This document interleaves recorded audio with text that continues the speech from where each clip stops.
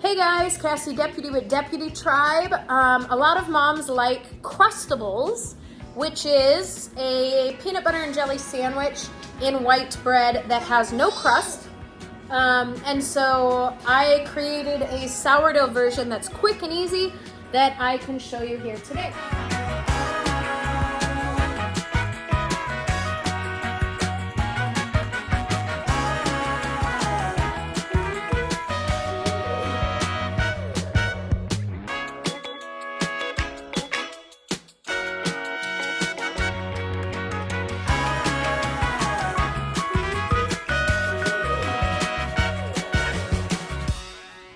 So this is it.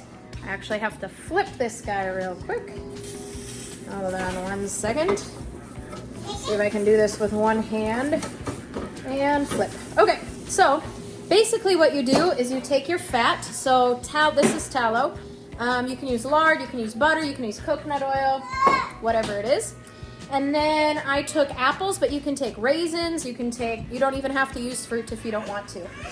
Can you help her down, honey, please? I take the fat, I put it in the pan, and then I caramelize the fruit. So just cook it up a little bit with some cinnamon. I like to use cinnamon because it's got good health benefits. Then you take your sourdough starter straight from the jar.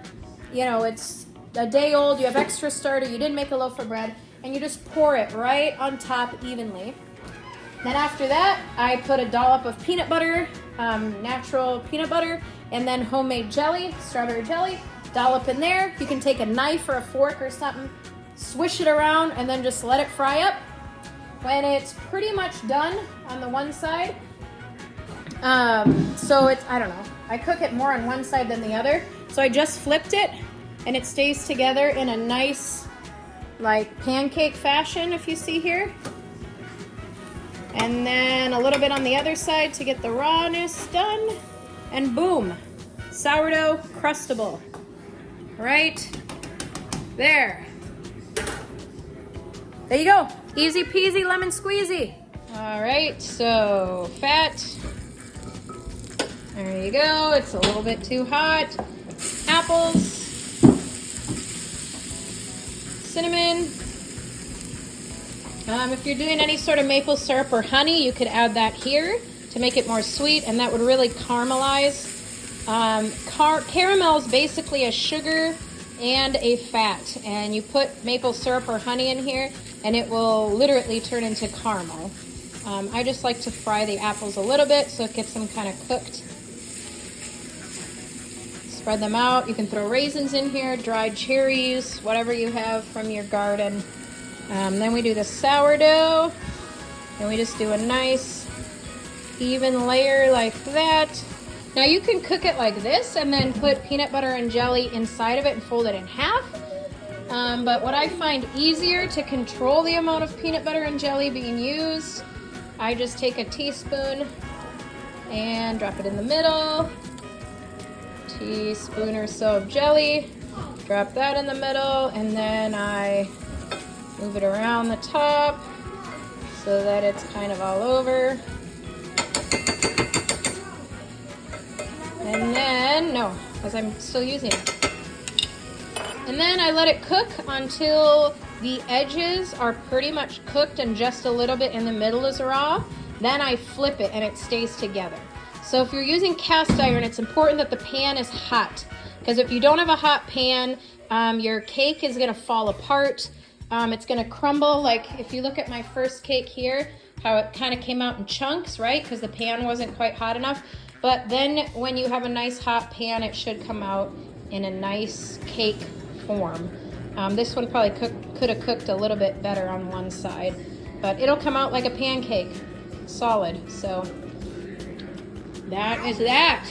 It's delicious. It is delicious. Okay, so this would be a good time to flip. If you see, the edges are all cooked, but the middle's still pretty raw. So we're just gonna get our spatula under there, see how it stays in a nice cake, and we're just gonna flip it. So sometimes when you use big chunks of fruit like this, they fall off.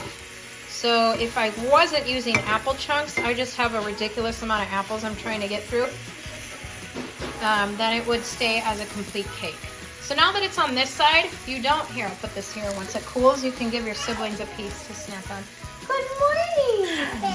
Good morning. Come here, Mommies. Come here. So we just let this cook for a little bit. It doesn't have to cook long because we just had a little bit of rawness on the other side. So we'll let it cook for a little bit and then we'll take her off the pan.